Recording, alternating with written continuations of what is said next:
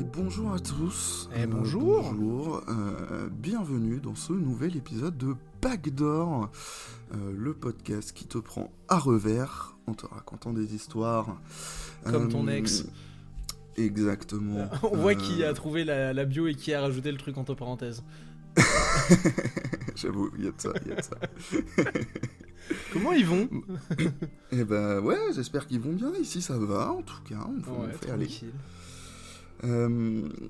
J'espère que vous êtes en forme parce qu'aujourd'hui on va s'attaquer à un gros morceau. Ça va, gros morceau, tu mens un peu. C'était vraiment la vanne que j'allais dire juste après. J'allais dire gros morceau, pas tant, parce que J'ai le man volé était ta quand même... vanne. Ouais, bien joué. On perd pas les bonnes habitudes. Et oui, aujourd'hui on va s'intéresser au cas de notre ami Allen Iverson. Tiens. Est-ce que tu connais Allen Iverson, mon cher ami? Je connais Allen Iverson, Dieu merci. C'est bien, tu as une bonne culture basket, j'apprécie. Ouais, ça va. Bon, faut pas avoir la culture basket la plus étendue du monde non plus pour connaître Allen Iverson. Oui, on est d'accord. Joueur emblématique, Allen Iverson. C'est pas choquant d'entendre ça dans la même phrase. Non. Bref. Eh bien oui, aujourd'hui on va s'intéresser du coup à Monsieur AI, Allen Iverson, un joueur dont l'impact dépasse même le cadre du sport. Oh bah oui. Un joueur qui va devenir une icône et un modèle pour des milliers et des milliers, si ce n'est même des millions de jeunes partout à travers le monde. Tu peux balancer millions directement, sois pas timide. Ouais, on peut le dire. Un joueur qui... du haut de son petit 1m83. Il est plus petit que nous, Ouais, il est plus petit que nous, il est plus léger que nous, mais ce mec terrorisait tout le monde. Il est plus talentueux que nous. Ouais, c'est ça, hein, c'était vraiment, quand tu le regardes jouer, c'était vraiment David au milieu d'une armée de Goliath. Oh là là, quelle référence, vous êtes cultivé, monsieur. Ah, écoute, on essaye. Il est dans la discussion des meilleurs petits de l'histoire, on est d'accord, hein? Bah oui, et pour moi, je dis comme ça, mais pour moi il est certainement premier, même dans cette discussion, on va pas se mentir. Bah moi je mets quand même Isaiah Thomas devant, mais en tout cas... Ah, Zeke? Oui. Ah, pour moi il était plus grand, Zeke, mais j'entends. Non, il fait... Qu'est-ce que t'appelles un petit déjà? Un mec qui fait moins d'1m85? Ouais. Ok, parce que pour moi, Zeke, tu vois, faisait le 1m90, c'était à peu près la même taille que Steph Curry, donc c'est pour ça que je le considérais pas. Je suis presque sûr qu'il les a pas, le 1m90. Ok, mais après, franchement, ça se défend. Isaiah Thomas, Allen Iverson, il y a un beau duel. Hein. Ouais, c'est vrai. Il y a moyen d'avoir des arguments et une belle discussion. On est d'accord, mais on n'est pas là pour ça. Et non. Et non. Aujourd'hui, on va s'intéresser qu'à Monsieur Allen Ezail Iverson. Ezail Ouais, alors E-Z-A-I-L. Donc Ezail, je sais pas comment ça se prononce. Ouais, Ezail, ouais. Putain, trop stylé comme deuxième prénom. Ouais, ce jeune homme qui naît à Hampton, dans la ville de Hampton en Virginie. Oui. Tiens, un petit foreshadowing après, avec celui dont on va parler juste après. Dans l'épisode qu'on enregistre juste après. Ouais. Bref, Allen Iverson naît le 7 juin 75, alors que sa maman, Anne, n'a que 15 ans. Oh, bah dis donc. Ouais. D'ailleurs, pendant longtemps, sa mère dira que Allen Iverson était le fruit de l'Immaculée Conception. Pour ceux qui ne sont pas familiers avec cette référence biblique, on va dire, disons que l'Immaculée Conception, c'est tu es enceinte, mais tu n'as pas perdu ta virginité. Bah c'est Marie, quoi. Ouais, c'est ça, comme simplement, Marie, finalement. Donc bon, donc voilà, Allen... La science va s'opposer à cette se dire. Ouais. Allen ne connaîtra pas son père. Ça lui fait un point commun avec LeBron James. Ouais. Iverson grandira seul avec sa mère et ses deux sœurs. Il a deux sœurs? Il me semble qu'il y a deux... Alors j'ai noté juste deux sœurs, mais de mémoire il me semble que c'est deux petites sœurs. Si j'espère, parce que sinon si elle les a eu plus tôt que 15 ans... Ça fait très jeune. Oui, puis il va falloir commencer à se poser des questions sur l'entourage de sa mère. Ouais, Iverson a vécu une enfance très très très difficile. Tu m'étonnes. Il vivait dans un environnement plus que pauvre, on va dire. Hein. Et, très précaire. Très précaire. J'ai une petite citation de Iverson qui disait « À la maison, il n'y avait pas d'électricité, pas de nourriture. Parfois pas d'eau. Quand il y en avait, elle n'était pas toujours chaude. Une bouche d'égout passait juste sous la maison. Ma sœur se baladait toute la journée en chaussettes parce que le sol était mouillé. L'odeur la rendait malade. » Donc là, moi, de ce que je vois là, ça me fait penser genre à un bidonville, quoi. Hein, ouais, le terme, il est correct. Ouais, je pense que le terme insalubre n'est pas... Non, il n'est pas trop, volé. Quoi. Ouais. Pour dire un peu les conditions dans lesquelles Monsieur Iverson a grandi. Là, on peut utiliser l'expression « c'est ghetto » sans que ce soit abusé. Ouais, c'est ça. Hein, dans son quartier, le chauffage était un luxe, quoi. Quasiment. Hein, donc... On parle des années 75, hein, on parle pas de 1945. Ouais, c'est ça. Surtout aux États-Unis. Ouais. À cette époque-là, Allen est décrit par ses amis de l'époque comme quelqu'un qui va veiller toujours sur les plus jeunes. Okay. Quelqu'un de très attentionné, surtout ses sœurs évidemment. Ouais, j'imagine. Mais aussi tous les jeunes de son quartier, quoi. Il a pour seul but sa seule ambition, c'est de rendre la vie des siens meilleure, quoi. Il a déjà cette petit père au grand cœur. Exactement, il a déjà cette mentalité-là. C'est beau.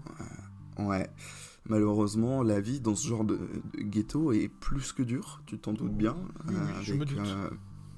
Déjà, les conditions de vie dans lesquelles dont on vient de parler, mais tu rajoutes là-dessus les gangs, la violence, le trafic en tout genre. Et tu comprends que Monsieur Iverson grandit dans un univers bien sombre. Dans une sacrée misère sociale. Ouais, on peut le dire. Son meilleur ami va se faire poignarder à mort pendant qu'Allen était encore jeune. De mémoire, il était encore au lycée. Ouais, je crois que c'est ça, c'est quelques temps avant le lycée. Et même 7 autres de ses amis seront également assassinés aussi pour dire le climat de violence dans lequel grandit Monsieur Iverson. Ah bah tu viens de poser un sacré décorum là. Ah ouais, pas fun le décorum, on a connu. Non, pas fun du tout. Ouais. Et tu sais quoi, c'est pas fini. Donc comme je disais tout à l'heure, Iverson a grandi, il a pas connu son père. Il va malgré tout réussir à trouver quelques figures paternelles. Ouais. Mais bon, malheureusement, ce sera compliqué aussi pour ces figures paternelles. Je pense notamment à Monsieur Michael Freeman, qui était un homme libre, qui a servi de père de substitution au jeune homme qui était Iverson à l'époque. Mais voilà, ce Michael Freeman-là, il fera beaucoup d'allers-retours en prison pour trafic, etc. Mais bon, c'est lui, ce Michael Freeman-là, qui va enseigner les rudiments du basket à Allen Iverson. C'est le mentor basketballistique. Ouais, et puis même la figure paternelle, hein, tout simplement. Oui, non, mais effectivement, tu l'as très bien dit. Ouais, c'est ça. Bref, aussi nocif soit le monde dans lequel Allen Iverson grandit, il expliquera plus tard à un journaliste que pour lui, ce sera toujours difficile de couper le cordon avec l'environnement d'où il vient, tu vois. J'imagine, c'est là où t'es né, hein, littéralement. Ouais, c'est ça, et c'est vraiment... Tout ce que t'as connu, c'est tout ce sur quoi tu t'es basé. C'est ça, et du coup, cet environnement-là va faire que Iverson, ce sera un produit vraiment de la mouvance hip-hop qui était jeune à cette époque-là, tu vois, aux États-Unis. Ouais. C'est l'un des premiers enfants de la rue, un enfant du rap avec ses codes vestimentaires et tout, notamment. Et c'est tout ce background-là que Allen Iverson va importé dans l'univers de l'NBA qui était quand même à cette époque-là très policé, même encore un peu aujourd'hui. Ouais, puis même avant ça en NCA. Hein. Aussi. Mais je t'avoue que je me suis surtout concentré sur la NBA, je vais pas te mentir. Belle histoire avec Georgetown quand même. Mais on va en parler, évidemment. Mais oui, je sais, je tease, je t'embête, je fais ce que je veux. Je suis incontrôlable. Bref, la scolarité d'Iverson est quand même assez mouvementée. Il a des notes assez mauvaises et il est régulièrement impliqué dans des incidents avec que ce soit avec ses camarades de classe ou ses profs. Voilà, des petites bagarres, etc. Il est un peu décrit comme un gamin qui est un peu incontrôlable, quoi. Un peu turbulent, l'enfant. Un peu turbulent, on peut le dire. À tel point que, alors qu'il a que 16 ans, sa mère va le mettre à la porte, carrément. Ah ouais, carrément. Il se fait dégager de chez lui. Et il partira donc vivre chez son coach de foot, Monsieur Gary Moore. Gary. Qui deviendra son agent par la suite. Ok, bien vu Gary. Ouais, et qui aurait aussi été une autre figure paternelle qu'il aura pu trouver, quoi.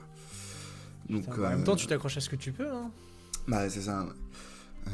Comme je le disais, Iverson est un grand passionné de football américain. Quand il est au lycée, donc au Bethel High School, le même lycée que sa maman d'ailleurs. C'est vraiment une star parce qu'il est quarterback et il est très bon au rôle de quarterback. Il est très très chaud. Ouais. Clairement, pu faire une double carrière, notre ami. Hein. Ah oui, bien sûr, bien sûr. J'ai noté sur son lycée, enfin sa période de joueur de foot US au lycée, 1423 yards et 14 touchdowns à la passe. C'est pas mal. 781 yards et 15 touchdowns à la course. Qui sont des stats tout à fait correctes, tout à fait décentes. Hein. C'est franchement pas mauvais, hein, on va pas se mentir. C'est franchement pas mauvais, à tel point qu'il va être champion de l'État de Virginie en 92 au foot US. C'est le roi des vierges. Exactement. Cette même année 92, il est donc champion d'État en foot US, mais il est également champion en basket. Allez, parce que finalement, pourquoi un trophée quand on peut en avoir deux ? Ouais, c'est ça. Il réussit la prouesse de mener son école au titre. 31,6 points et 9,2 passes de moyenne. Ah bah ça va, c'est des stats piquées. Ouais, j'avoue, hein, y a de ça. C'est à cette époque-là qu'il va gagner qu'on va lui donner son surnom de The Answer. Donc, ah ouais, c'est à ce moment-là ? Ouais, la réponse. La réponse. La réponse. C'est l'agence Associated Press qui en fait le lycéen de l'État, à la fois en basket et en foot US. Et bien comme ça. Ce qui est un petit flex. Hein, on va dire que les mecs qui devaient écrire la biographie, ils ont écrit qu'une seule. Ouais, c'est ça. Alors immédiatement, il va se tatouer The Answer sur le bras gauche. En même temps, quel flex. Et ça y est, là, il s'imagine sur un grand campus et à faire les deux disciplines en même temps, tu vois. Faire des college rules. Ouais, c'est ça. Il dira « Le foot américain fut mon premier amour. Ça l'est toujours. J'avais l'intention de rejoindre une grande fac et de pratiquer les deux disciplines. Au début, je ne voulais même pas jouer au basket. Je pensais que c'était trop soft, pas assez physique. C'est ma mère qui m'a poussé à faire des tryouts. Je la remercierai éternellement pour ça. » Quoi, t'as peut-être mis à la porte, mais t'as filé un bon conseil. Et oui, parce que sa mère, Allen Iverson, avait aussi joué un peu au basket quand elle était au lycée. Oh, tiens. C'est elle aussi qui elle va aussi ça va être aussi un peu une de ses coachs finalement. Ok. Elle va lui apprendre le jeu finalement. Ouais, bah oui. Ouais. Et peu à peu, la balle orange prendra le dessus sur le foot US. Voilà, Iverson, il sait que le basket, ça peut sortir tous les siens de la misère. Et il a un plan, quoi. Ah ouais, le mec a un plan. Ouais. C'est elle professeur. Elle plane, comme dirait... Elle plane. Mais malheureusement, ce plan va prendre un gros coup dans l'aile en février 93. Oh shit, qu'est-ce qui se passe dedans là ? Et il se passe que Monsieur Iverson est impliqué dans une bagarre, dans un bowling, une bagarre entre Afro-Américains et Blancs. il est poursuivi, il se fera arrêter, il y a 3 personnes qui se feront arrêter, évidemment c'était que des Afro-Américains parce qu'on va pas arrêter des Blancs, Comme c'est bizarre. et il se fera condamner à 5 ans de prison en dépit d'un casier judiciaire vierge. Parce que pourquoi putain de pas ? Parce que justice à 2 vitesses. Parce que si on a l'occasion d'être raciste, pourquoi on le serait pas finalement ? Exactement. Donc finalement, il bénéficiera d'une libération conditionnelle au bout de 4 mois. Il pourra retourner au lycée et après signer en fac. Puisqu'en 94, il a 19 ans et il rejoint la prestigieuse fac de Georgetown. Comme je l'ai glissé plus tôt. Exactement, il rejoint les Hoyas. De la ville de George. De la ville de George, exactement. La fac de Georgetown qui est d'ailleurs très connue, qui est connue pour être une usine à pivot. Parfait, exactement les qualités d'Iverson. Bah ouais, parce qu'en vrac, en sortant de Georgetown, on a quand même Patrick Ewing, Alonzo Mourning ou encore Dikembe Mutombo. Tiens. Du bon gros bestiau à l'intérieur. Non, ouais, de la belle bête, hein.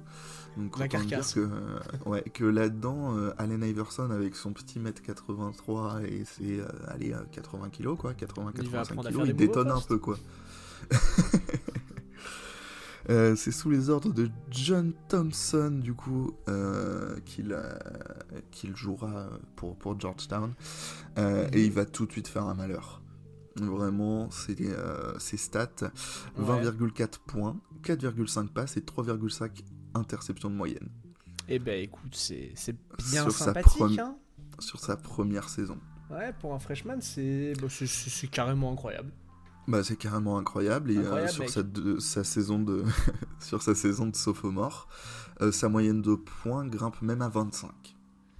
Bah écoute, Allen, t'aimes bien mettre des paniers visiblement. Ouais, scoreur de qualité, Allen Iverson, on peut dire. Intercepteur sympathique aussi, comme tu et disais. Ouais, très bon intercepteur, à tel point que 2 fois, Allen Iverson est élu défenseur de l'année de la conférence Big East. Eh bah putain.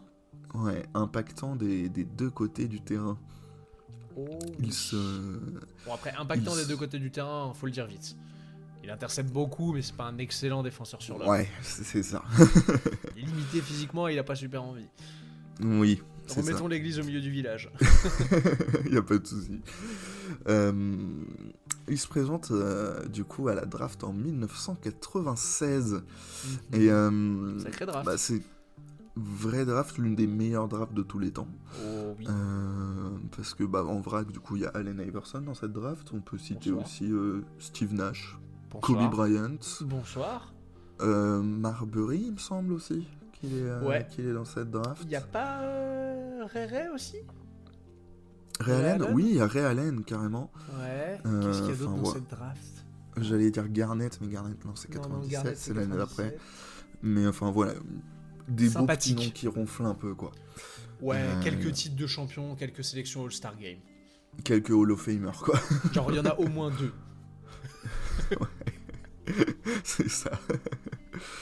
Bref, du coup, lorsque monsieur Pat Cross, qui est à cette époque-là le GM des Philadelphia 76ers, il apprend que c'est son équipe qui obtient le premier choix de la draft. Et bah, il saute de joie. Il bondit littéralement de son siège, hein. Pour redonner le contexte, à cette époque-là, Philly fin des années 90, l'ambiance elle est pas fun. Non, ce sont loin les années Irving et Malone. Ouais, c'est même ça, Barclay, on attend. Ouais, c'est ça, on attendait le successeur de Barclay qui. Et voilà, ça y est, il arrive. Ouais. La réponse arrive, monsieur Allen Iverson arrive. Oh, le Pat, il a vu tellement de questions résolues grâce à un type. C'est clair. En guise de cadeau de bienvenue, les Sixers vont lui offrir un petit contrat de 9,4 millions de dollars. Ce qui est suffisant pour sortir les siens de la pauvreté, on va pas se mentir. C'est franchement, tu fais des choses avec. Bah tu peux acheter une maison décente, quoi. Déjà oui, tu peux te dire tiens, j'ai l'électricité, un sol qui est pas mouillé et l'eau courante. Chauffage, voilà quoi. Donc, autant dire que c'était le grand luxe, quoi. Ouais, surtout qu'il faut bien se dire, enfin, je replace un truc, c'est... On parle pas d'aujourd'hui, il n'y a pas de ni le contrat pour les athlètes NCAA ou quoi, ils touchaient $0. Ils touchaient bonbon. Il était toujours pauvre, il était juste logé. Ouais, c'est ça, ils vivaient juste sur la bourse, quoi. Clairement. Et encore, la bourse, elle te paye, elle t'empêche de payer tes frais de scolarité, mais il te file quasiment pas de thunes pour bouffer. Ouais, c'est ça, il n'y avait pas de crous, quoi. Ah non, il n'y a pas de crous aux États-Unis. C'est ça. Et du coup, Monsieur Iverson justifie cette confiance qu'on lui donne en affichant des belles petites moyennes sur sa saison rookie. Allez, on t'écoute. 23,5 points, 7,5 passes et 2,1 rebonds. Eh bah, bordel. Et bah, c'est pas dégueulasse, j'ai envie de te dire. Et même que sur les 8 derniers matchs de la saison, il va prendre littéralement feu en tournant à 39 points de moyenne. Ah! Ouais. C'est vraiment, en fait, Iverson est vraiment un joueur touquet. Genre, il défonce tout en high school, tu le fous en université, balai rien, je défonce tout. Tu le fous en NBA, balai rien, je défonce tout. Ouais, c'est ça, le 12 avril, malheureusement dans une défaite face à Cleveland, il devient à 20 ans et 310 jours le deuxième plus jeune joueur de l'histoire après Monsieur Rick Barry à atteindre la barre des 50 points. Eh bah putain, 50 points. Ouais.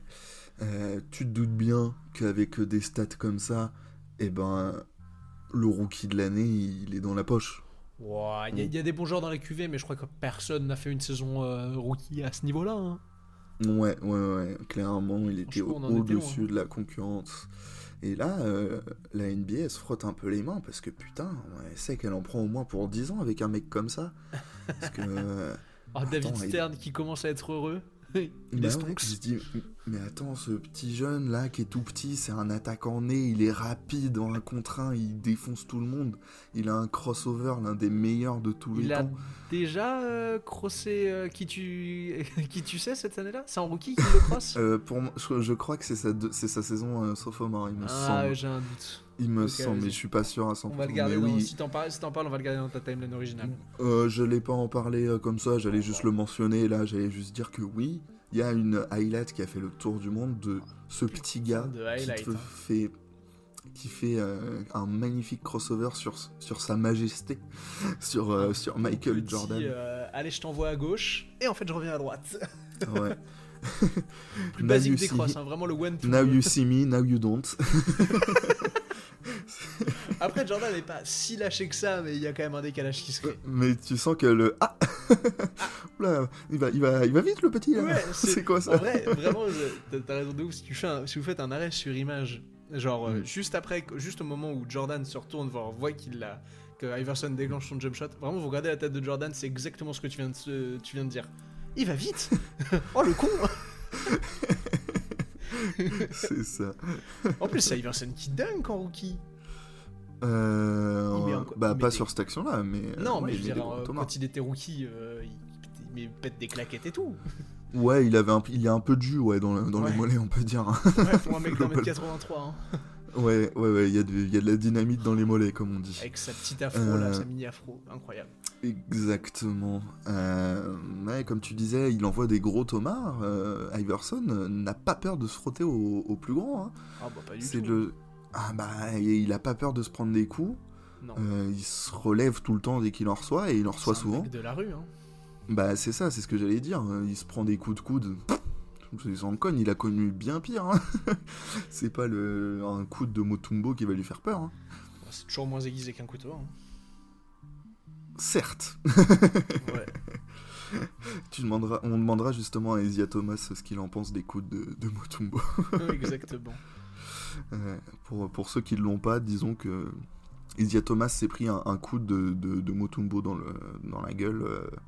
Non, pas de Mutombo, de Malone. De Malone. Ouais.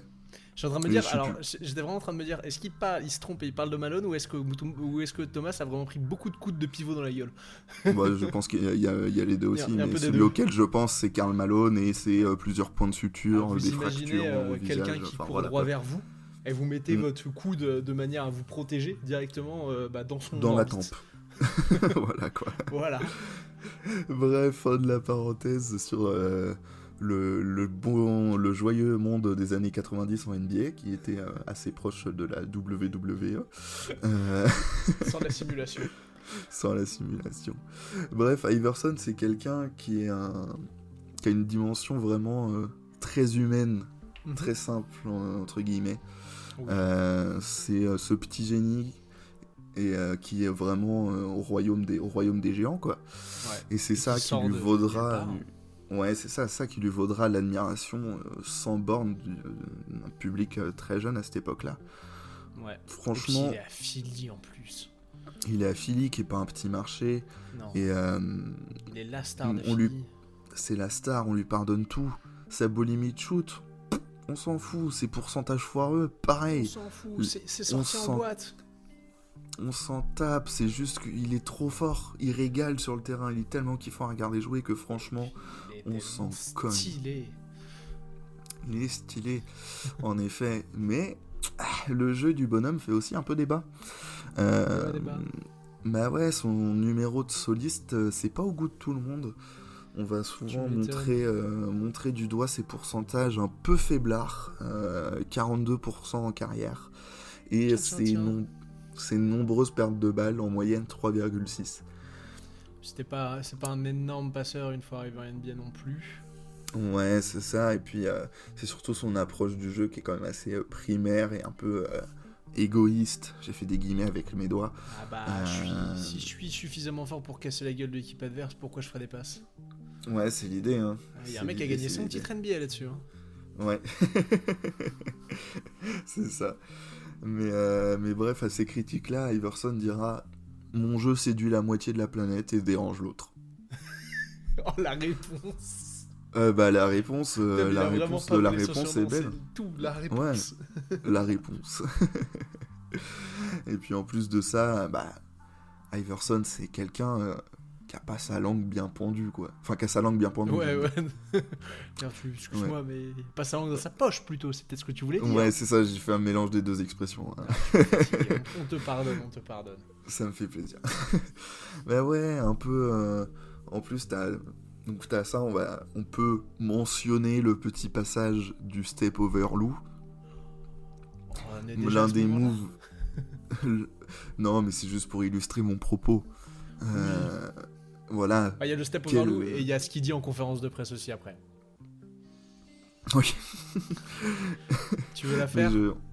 Je voulais pas parler de cette conférence de presse là. Je peux en dire un truc vite fait après, mais vas-y. Alors, je parle pas de d'El Famoso conférence de presse à laquelle tu penses, dont on parlera peut-être plus tard. Oui, c'est de... Après le Step Over Lou, donc pour ceux qui voient pas, finale NBA 2001. Premier match des finales, Iverson est exceptionnel, je crois qu'il met 42 points, un truc comme ça dans le premier match. 48 48 Peut-être j'abuse. Attends, ouais, je me suis noté, je le retrouve pas. On en reparlera. Il met la quarantaine de points, il est défendu tout le match par Tyronn Lue qui le marque au short, littéralement. Et à un moment donné, action à 180 degrés sur le côté gauche du panier, crossover, step back, tir, Tyronn Lue tombe, il lui marche par-dessus pour repartir en défense, et en conférence de presse, il dira il sait pas défendre, il a passé son temps à m'accrocher le maillot. Voilà, jusqu'au bout. Mais ouais, c'est ça, jusqu'au bout. Du coup, ça m'a fait perdre ma ligne. J'espère que c'est fier de toi. Je suis pas fier de moi. Si tu veux, je me meuble pendant ce temps-là. Non, t'inquiète, c'est bon, j'ai retrouvé. Allez, c'est parfait. Mais du coup, c'est parfait ce que tu viens de me dire parce que ça illustre un peu là où j'allais en venir. Mais oui, on ne fait qu'un. Mais oui. Il a cette image aussi, Iverson, de joueur un peu arrogant. Enfin, parfois un peu arrogant, parfois boudeur. Et tu sais, il renvoie un peu cette image-là d'un joueur qui est un peu caractériel et lunatique. C'est un petit con. C'est pas... Ouais, il y a de ça. Non, mais c'est littéralement ce que c'est à l'époque, c'est un petit con. Surtout quand il est vraiment jeune en NBA qui vient d'arriver. Genre, c'est cette ça. Ligue de vieux, là, il arrive et il te dépoussière ça. C'est ça. En coulisses, on décrit un garçon qui est assez difficile à gérer. J'imagine. Parce que voilà, c'est le joueur de gars qui va sécher des entraînements et prendre des libertés avec la discipline, quoi. Practice ? On en reparlera. Ok, on en reparlera du practice. Bref. J'ai trop d'anecdotes sur lui, j'adore ce mec. C'est clair. Bon, je suis perdu, je suis désolé. Eh ben, on va te filer une carte. Ouais, on peut. Allen considérait du coup Monsieur Brown, son coach, comme son mentor. Et il dira que, de mémoire, il dit ça pendant son intronisation au Hall of Fame, ou pendant son retrait de maillot à Philly, je sais plus. Ouais. Il dira que du coup Brown lui a sauvé la vie. Il me semble que c'est pendant son intronisation. Ouais, mais du coup, comme pour revenir à ce que je disais avant, on va dire que Monsieur Brown lui doit quelques cheveux blancs à Monsieur Iverson, hein. On va pas se mentir. Ah bah, comme tu disais, pas le mec le plus simple à gérer, hein. Ouais, c'est ça, vraiment jusqu'au bout, leur relation aura été assez tumultueuse. Ah bah, c'est une vraie relation je t'aime, je te déteste. Bah ouais, c'est ça, parce que Brown, c'était un peu le basket à l'ancienne. Non. Non, vraiment. C'est un euphémisme. Alors je suis surpris. que Iverson, on vient de parler un peu là de son jeu, de comment il jouait. Mais en plus, du coup, t'as aussi le hors-terrain. Chaîne en or, diamant, bagouze, baggy, sap XXL, durag, cornrows, tatouage. Y a pas de vas-y, c'est avant lui, ce genre de choses n'existait pas. Ah non, parce que c'était interdit. Non, c'est après que c'est interdit. C'est lui. Ah, c'est pas déjà interdit quand il arrive ? Non. Non. Pardon, excuse-moi. Non. En fait, en gros, dans l'univers très propre de la NBA, justement... Tu peux l'appeler l'univers David Stern. Hein. J'allais le mentionner. C'est-à-dire que dans le monde parfait de David Stern, ça, j'aime pas trop, ça détonne. Du Comment coup, en ça, fait, ça plaît pas aux Républicains, ça, j'aime pas. Ouais, j'aime pas. Et en fait, je vous explique les gars là, on se réunit tous autour d'une table. En fait, à partir de maintenant, je vais mettre en place un dress code. Parce que je suis un putain de dictateur. Voilà, c'est ça. C'est-à-dire que maintenant, quand vous arrivez au stade pour le match, c'est costard, les gars. Faut pas déconner, il y a des contrats publicitaires. Hein. Je suis en train de signer des 200 millions avec ESPN, vous allez pas me péter les burnes. Voilà, c'est ça. Et parce qu'en fait, les gars, on va au travail, on est des professionnels, on s'habille bien quand on va au travail, ok ? C'est pas la je te regarde très très fort, toi, le petit arrière de Philadelphie. Qui commence à en inspirer un peu trop. Mais même en vrai, même le Shaq à cette époque-là, je pense qu'il regarde aussi fort le Shaq. Hein. Oui, je pense qu'il y a de ça aussi. Mais il n'aime pas cette nouvelle génération qui fait ce qu'elle veut. Qui respecte rien, ces jeunes. Ces petits cons, là. Non, il n'y a plus de respect. Plus de professionnalisme. Ouais, c'est ça. Pour illustrer ce propos de justement Iverson et son style vestimentaire, j'ai une citation qui est un peu longue, donc j'espère que tu vas me suivre là-dessus. C'est long, tu sais bien. Qui vient d'un article dont j'ai oublié le nom.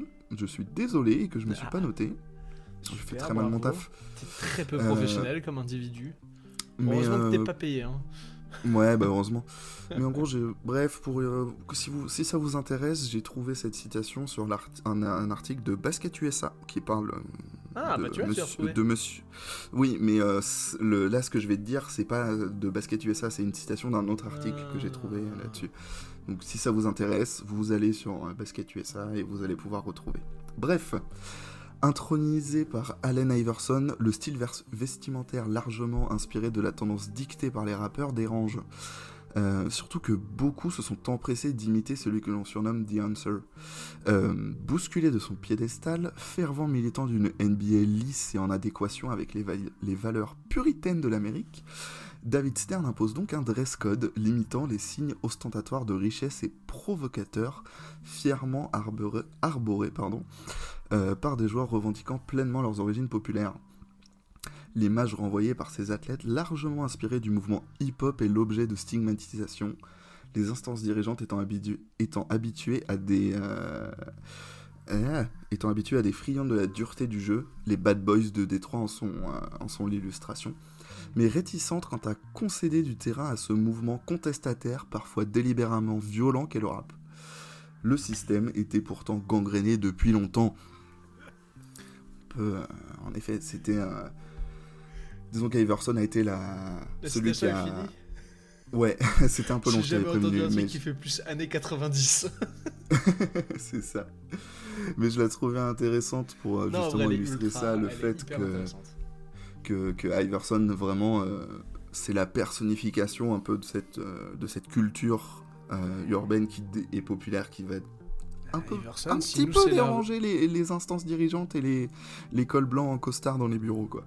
Bah, si Iverson avait pu écrire si eux c'est la rue, alors nous on est quoi, il l'aurait fait. J'avoue. Bref, Allen Iverson et la NBA, c'est le choc de deux mondes. Oh oui. Ouais. C'est comment il s'appelle ce film avec un monde à l'envers, un monde à l'endroit là. Je sais plus.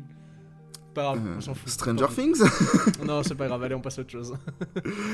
Bref, donc beaucoup de controverses vont suivre Iverson en NBA, mais bon, lui, j'ai envie de te dire, ça va pas trop l'empêcher de dormir, hein. Ça me surprend très peu ce que tu m'apprends là. Ouais, même il avait une réputation un peu de perturbateur de vestiaire. Pareil. Encore un enfant turbulent. Alors là, rien à foutre. Et oui, mais du coup, lui, Iverson en a rien à foutre, mais avec son franchise player, Philly, très vite, ils savent plus trop sur quel pied danser. Tu m'étonnes. Parce que c'est un joueur qui est impossible à remplacer, il est tellement fort, tellement iconique. Mais son comportement en dehors des terrains, ça piétine toute notion de groupe, d'éthique et de discipline. Et là, on en arrive au fameux moment de practice. Practice. Talking about practice. Exactement. On est le 7 mai 2002. Allen Iverson se présente devant la presse, enfin, conférence de presse d'après-match. Là, les Sixers viennent de se faire sortir au premier tour des playoffs contre les Celtics de John Paul Pierce et d'Antoine Walker. Oh putain, Antoine Walker. Suite à l'élimination, son coach, donc monsieur Larry Brown, avec qui la relation a toujours été un peu explosive, hein, comme on l'a déjà mentionné. Tu choisis tes mots, toi. Hein. Bref, monsieur Larry Brown l'a un peu critiqué pour avoir raté des entraînements collectifs. Et du coup, Iverson passe en conf de presse après. La conf de presse va durer 30 minutes, hein. Mais la seule chose que l'histoire a retenue, c'est 30 minutes. C'est 2 minutes pendant lesquelles Iverson va dire 14 fois le mot practice. Ah, je t'en supplie, fais-le, parce que t'as un bien meilleur accent que moi. We talk about practice. Practice? I mean, man, we're sitting here and we talk about practice. Ah, c'est mon moment préféré de NBA. Mais ouais, c'est ça. Et ça, c'est vraiment encore un moment qui fera polémique dans beaucoup de médias américains, quoi, hein, finalement. Genre, on est habitué maintenant, finalement, j'ai envie de te dire. Mais en gros, pour expliquer le pourquoi du comment, de pourquoi Iverson s'est emporté ce soir-là, à cette époque-là, il faut savoir qu'il y avait beaucoup de rumeurs de transfert autour de sa personne. Et en plus de ça, il avait perdu quelque temps avant ça son pote. Un de ses potes s'était fait tuer dans une fusillade, il me semble, si je dis pas de conneries. Donc on est sur un Iverson à bout qui vient de perdre et on lui reproche d'avoir loupé un entraînement. D'où le pourquoi du comment de mec, on parle d'un entraînement. Fais pas chier, je suis le franchise player, je prends mes responsabilités, on a perdu, quoi. Il dira mon meilleur ami est mort et nous avons perdu. C'est ce que je dois endurer pour le reste de l'été jusqu'à ce que la saison redémarre. C'est ce que je dois traverser, c'est ma vie en un mot. C'est bien dit, hein. C'est bien dit, c'est bien dit. C'est assez justement dit. C'est ça. Bref, on revient un peu dans la chronologie est un peu bizarre. Là, on va revenir en 99 où on en était. T'es un maître du temps. Et bah le temps, là, je le tords dans tous les sens. Je suis Doctor Strange, mon pote. Allez, Docteur Bizarre. En 99, du coup, Philly le fait rempiler notre ami Iverson pour 6 ans avec un contrat de 70 millions de dollars. Bah putain. Donc là, on peut dire que la famille est bien à l'abri. Oh oui. Ouais. Une villa pour la maman. Exactement. Oh la ref. Les efforts de l'arrière vont se matérialiser au cours d'une très belle saison, la fameuse saison 2000-2001 dont on a un petit peu parlé tout à l'heure. Une saison que je qualifierais de toute beauté, finalement. J'adore la ref.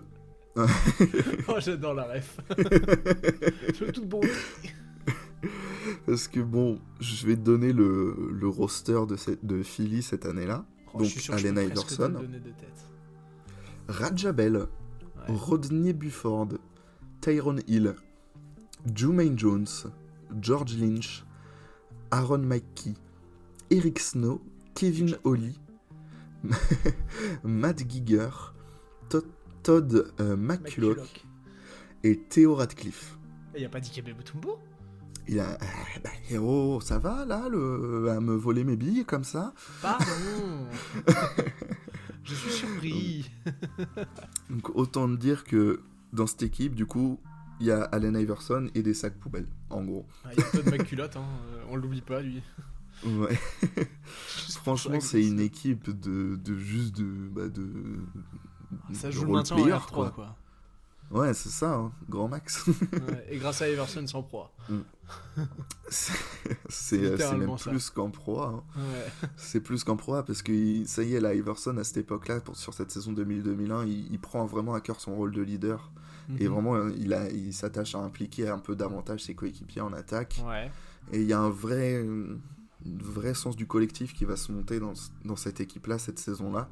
Et en plus de ça, arrive au lendemain du All-Star Game un certain Dikembe Mutombo, justement. Oh, excuse-moi. Et du coup, ça va participer à passer d'une équipe, du coup, moyenne à une très belle équipe, quoi. Parce qu'en fait, Iverson, cette saison-là, il s'occupe du scoring. Ouais. 31,1 points, on peut dire qu'il s'occupe plutôt pas mal du scoring. Ouais, je crois qu'il est occupé, ouais. Ouais. Et surtout au début des années 2000, 31 points de moyenne au début des années 2000, c'est l'équivalent d'un 37 points aujourd'hui, je pense, on peut dire à peu près. Ouais. Ou 40, quoi. 43, comme il l'a dit dans un podcast récemment. Oui, c'est vrai. Oh putain, oui. J'avais oublié littéralement, ça. Tu l'as, hein, la transition. Hein. Enfin, la transition, dit qu'il mettrait 43 points actuellement dans la NBA, donc bon. Ça se tient. Je pense ça que c'est une take qui se défend. C'est dur, bref, sur cette saison-là, les Sixers finissent en tête de leur division avec un beau petit bilan de 56-26. Ma foi. Mais ce qu'on va retenir surtout de cette saison-là, c'est le run de playoff. Parce que nos amis les Sixers vont aller jusqu'en finale. C'est une première depuis un bon moment. Est-ce que tu sais c'était quand la dernière fois que les Sixers avaient été en finale? Ah putain, c'est dans les années 80, non? Ouais. C'est en 60... Non. C'est les années 80. Des années 80. Ah, c'est les années 80. Mais je suis con. 84? Pas loin, c'était 83. Putain, j'avais un doute. Ouais, 83 est le fameux titre du coup des Sixers avec Monsieur Irving, Monsieur Malone, etc. J'ai vu un excellent thread il y a pas longtemps sur ce titre, c'est pour ça. Bref, du coup, les Sixers vont donc en finale. Ils sortent sur le passage Indiana. Ils sortent ensuite le Toronto de Vince Carter. Et en finale de conf, le fameux Big Three de Milwaukee, composé de Monsieur Sam Cassell, de Monsieur Ray Allen et de Monsieur Glenn Robinson. Qui était une très belle équipe aussi du début des années 2000. Ouais, c'était incroyable. Iverson avait évidemment nommé MVP de la régulière, c'est vrai que je ne l'ai pas précisé. Oui, je t'en veux dire, il a carrément zappé le fait que... Je viens de me le rappeler que j'avais sauté une ligne. J'aurais fini par te le rappeler avec une grande tape derrière la tête. Oh, je l'aurais pas volé. Pour la culture, du coup, Iverson MVP, c'est le plus petit et le plus léger MVP de l'histoire. J'adore le plus léger. Le plus léger, ouais. Le plus léger. Parce que du coup, même Steve Nash devait être plus lourd que Iverson, c'est dire. C'est dire à quel point le mec était frêle. Ouais. Il finira en plus de ça meilleur scoreur de la ligue, pour la 3e fois. Alors qu'il y a le Shaq en face, pour ceux qui oublient. Il y a le Shaq du début des années 2000 en face. Ouais, c'est ça.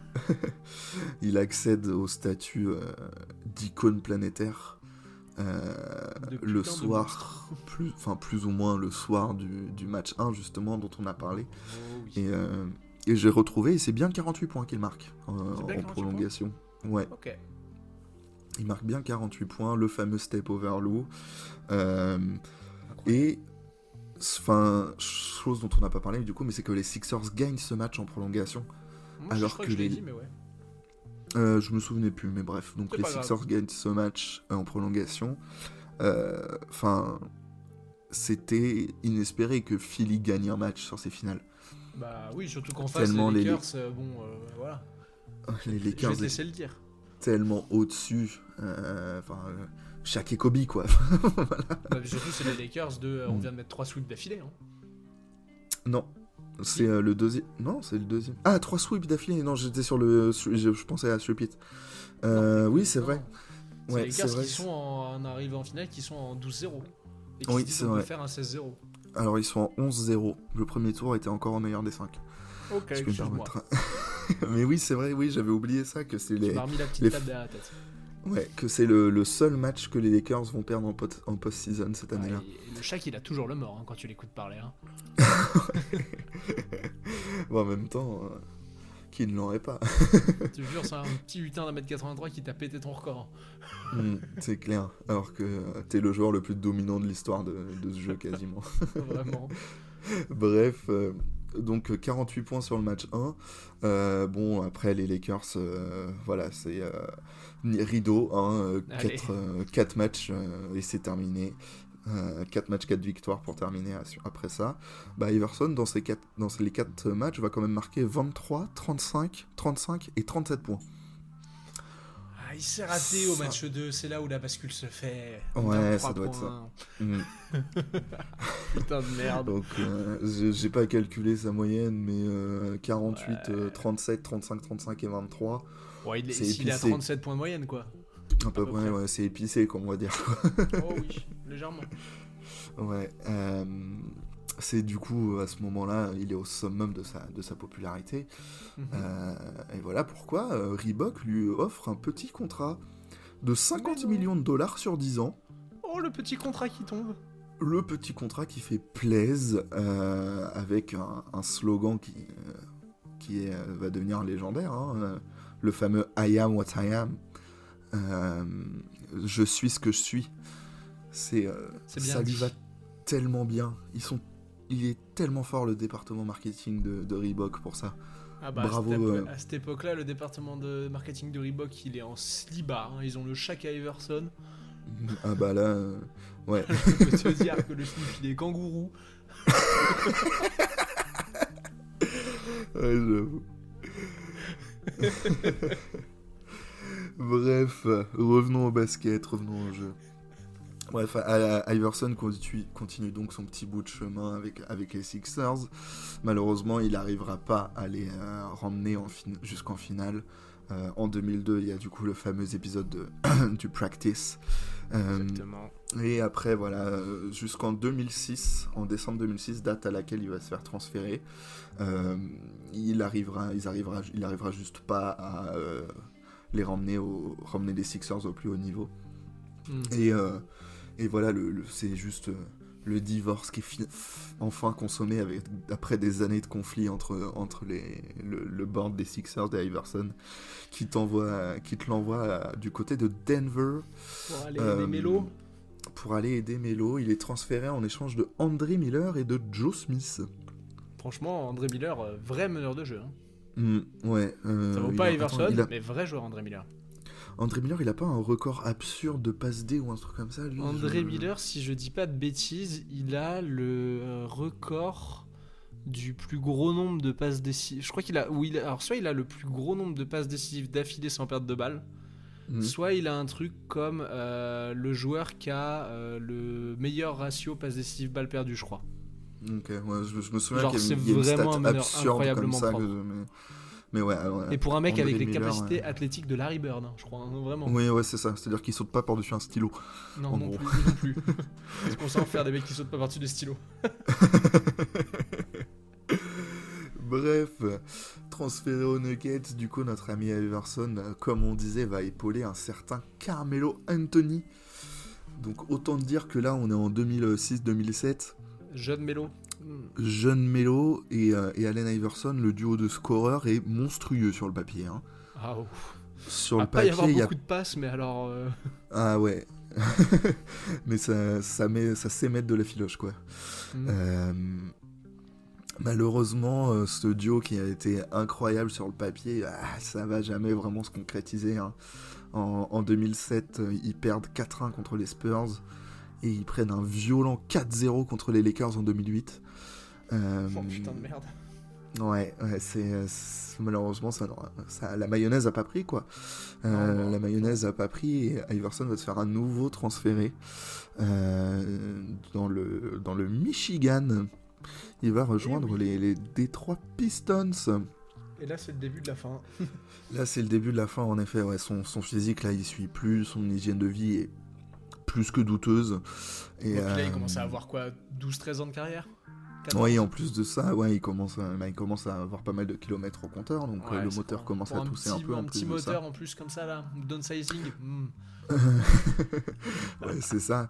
Et puis, comme on disait, son hygiène de vie a pas toujours été parfaite à Iverson. Et c'est tellement il est tellement sur la pente descendante que l'entraîneur des Pistons de l'époque, monsieur Mike Curry, décide de ne pas le faire jouer pendant les playoffs 2009.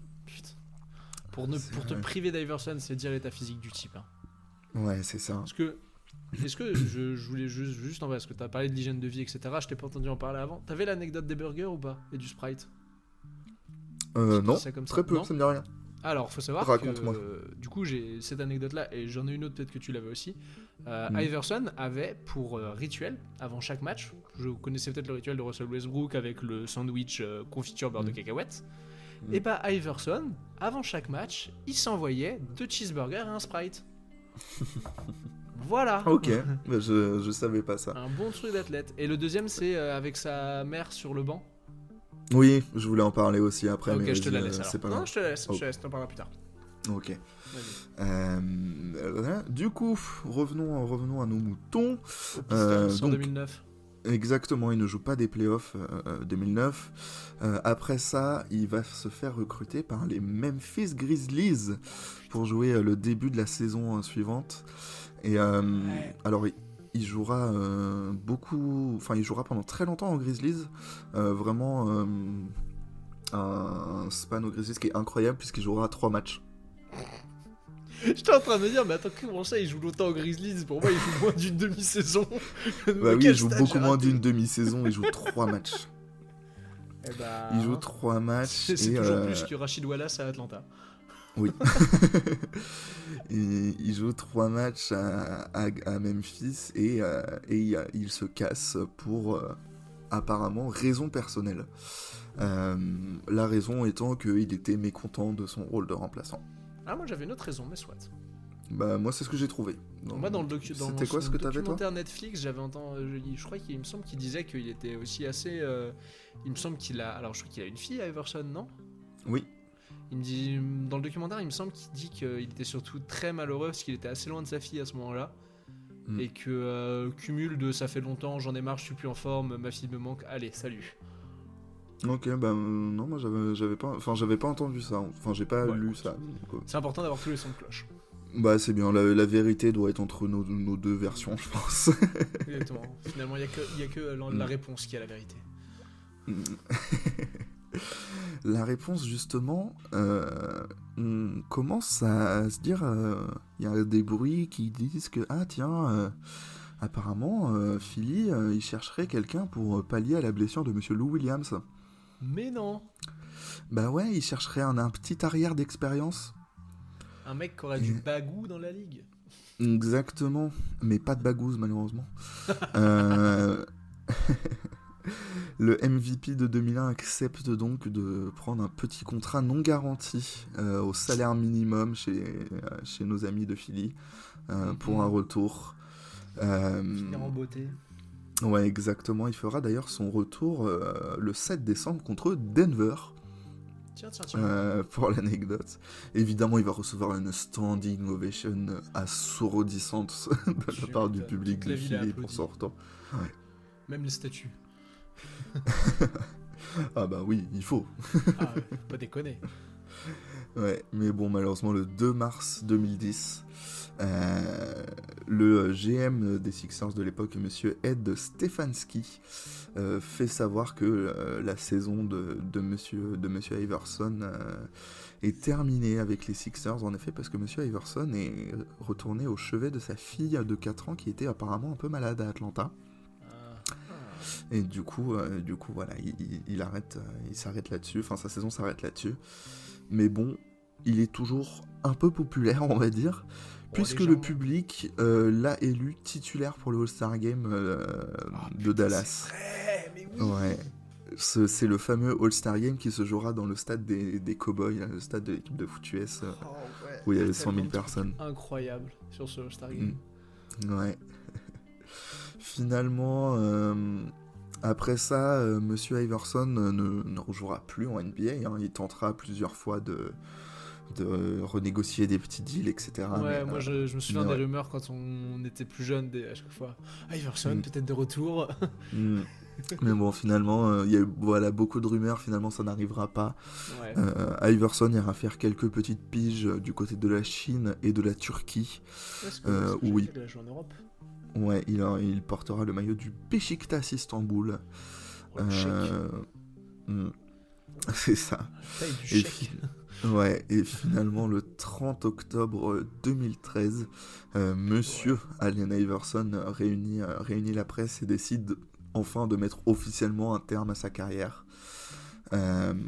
Ces mots sont forts. Il rend hommage à 3 hommes: John Thompson, Michael Jordan et Larry Brown. Il dit John Thompson m'a sauvé la vie, Michael Jordan m'a inspiré et Larry Brown m'a aidé à devenir je vais la refaire. John Thompson m'a sauvé la vie, Michael Jordan m'a inspiré et Larry Brown m'a aidé à devenir un basketteur professionnel. J'ai tout donné au basket et le basket me passionne encore.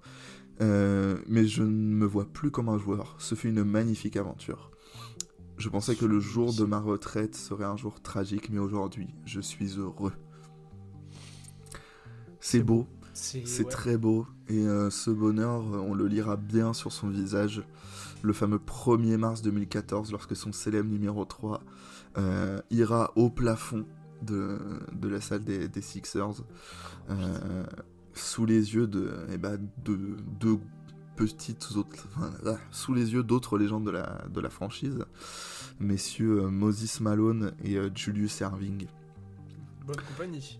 En belle compagnie, exactement, que termine monsieur Iverson. Monsieur Iverson qui est, pour résumer, ce joueur qui va inspirer moult jeunes. Qui continue en vrai, je pense. Qui continue en vrai, bien, aujourd'hui. C'est même l'un des joueurs les plus populaires pour la jeune génération. Enfin, ça reste un joueur qui est très populaire aujourd'hui. Bah ouais, bien sûr. Combien il y a de fans des Sixers, de personnes qui sont fans des Sixers à cause d'Iverson. Qu'on même ça, mais tu sais, c'est con aussi, mais des joueurs de cette époque-là, c'est l'un des joueurs les plus populaires. Parce que c'est un mec qui avait 20 ans d'avance dans le jeu. C'est clair. Et en plus de ça, t'as tout l'impact qu'il y a sur le hors-basket, j'ai envie de dire. Oh oui. J'ai en tête une photo d'un petit laiton de jeune Kristaps Porzingis. Est-ce que tu l'as? Où il a les fameux cornrows. Les fameux le souvenir que tu viens de réveiller. Tu vois ce petit blanc. La photo en mauvaise qualité. Ouais, le petit blanc qui vient de Lettonie qui se fait des tresses plaquées pour ressembler à Allen Iverson. Purée. Et ouais, pour finir, du coup, je m'étais aussi noté les quelques moments iconiques de Monsieur Iverson, un peu en Allez, vrac, vas-y. pour finir en beauté. Bah du coup, on en a déjà parlé, mais je m'étais noté le fameux Step Over Tyronn Lue, qui est plus qu'iconique. C'est le Et du plus coup, iconique de tous. ouais, et le fameux moment où t'as sa daronne qui lui refait ses tresses Ah, cette sur le photo. banc de touche. Elle est trop incroyable ce Le moment-là. summum de la Mm. classe. Vraiment, le mec est sur le banc. Mm. T'as sa mère qui est derrière qui leur fait ses locks et lui il est juste là, bras croisés. En train de se ronger l'ongle. Ouais, c'est tellement iconique comme moment. C'est incroyable. Enfin, Incroyable. voilà. Et puis bah aussi, t'as tout bonnement le fait que combien de joueurs jouent avec des manchons à cause de ça aussi, hein. Les shorts. Ouais, bah, évidemment aussi, les baggy, le bandeau, tout le Même style qui les va shorts avec. larges, c'est lui. Hein. C'est Iverson, Ah, les ouais. shorts larges. Hein. Ouais, en plus de ça, t'avais aussi les End One mixtape de l'époque qui Oh, ont pas ouais. mal popularisé le truc aussi, mais celui qui l'a popularisé à la plus grande échelle, c'était lui, évidemment. Ah bah oui, non mais c'est lui le visage de ce mouvement-là en NBA. C'est clair. Tous les chaînes, les lunettes de soleil, les casques, les téléphones, tout ça. Le fait d'être ruiné. Incroyable. Monsieur, voilà pour Monsieur Allen Iverson, l'un des monstres sans bague. Et ça me fait mal, tu vois, que Monsieur Iverson n'ait Ouais, pas ça de j'avoue bague. c'est dur. C'est S'il dur. y Mais a en un même temps, joueur il aurait qui pas a pu en jamais eu de prendre. bague à qui je pouvais en donner une, je pense que Iverson discute très fort dans la conversation, tu vois. Un mec qui a jamais eu de Pour- bague qui peut en prendre une. Genre, comme ça, coup de baguette magique, tu lui en donnes une. Ouais, je pense qu'il se pose là. Non, je suis Mm. d'accord avec toi. Je pense qu'il y a un autre mec à qui j'en file une. Il y a peut-être. Mm. Ah ouais. Ouais, vrai. Non. En vrai, en fait, c'est que, effectivement, Iverson, il n'y a pas de doute, j'en file une. Et après, effectivement, j'ai des mecs qui sont en concurrence entre eux. Mais non, je suis d'accord, Iverson, ça se tient bien. Je pense à un D-Rose aussi, tu vois. Alors, je pensais pas du tout à D-Rose. Moi, j'avais plutôt. J'avais dans ma tête, j'avais Barclay. Barclay, ouais. Moi, je suis moins fan de Barclay. Ouais, moi, justement, que je pense qu'on Iverson. aurait un autre regard sur Barclay s'il avait pris sa bague. Bah, bien sûr. C'est sûr. J'en filerais une à Carmelo Anthony. Ouais, Et ok. non, pareil, moi Carmelo Anthony, on en parlera un jour, mais Ouais, non, mais je te connais, enfin, je comprends que oui, bien sûr. Mais moi, en vrai, j'ai un nom qui vient de repopper dans ma tête. Ouais. J'en file une à Elgin Baylor. Ah oui, c'est le deuxième Et- avec Iverson. Clairement, hein. Elgin j'en Baylor, putain. Faudra qu'on en parle d'Elgin Baylor, son On en histoire est parlera incroyable. d'Elgin Baylor. Ouais. Mais ouais. Non, bah écoute, Mais écoutez, voilà, T'as mon encore cher, tu qui va t'arrêtes là. conclure. Ouais, on va s'arrêter là. Ah, je pensais que t'allais parler du fait qu'il était complètement ruiné. Oui, c'est vrai, il y a ça aussi. En vrai, Ok, c'est par moins contre, intéressant. Oui. Oui, Mais, Iverson est complètement, a admis être ruiné, a déclaré être en banqueroute, je crois, après sa carrière. Mais ne vous inquiétez pas, ouais. il avait négocié dans son contrat avec Reebok le fait de toucher 50 millions de dollars pour ses 50 ans. Donc Voilà, en qui 2025, permet de se l'année prochaine, relancer. il va les toucher. Et voilà, Magnifique. Magnifique, Sublime. monsieur Iverson. pour finir. Exactement. Donc voilà, j'espère Eh que ben, ce merci de petit ce beau épisode moment. sur monsieur Iverson vous a plu. Moi, ça m'a plu, c'était très chouette. Eh ben, écoute, ça me fait plaisir. J'espère que ça plaira également à nos auditeurs. Et, J'espère aussi. et voilà, il ne reste plus qu'à vous dire qu'on vous embrasse, on vous dit topette et on considère se retrouve la semaine prochaine.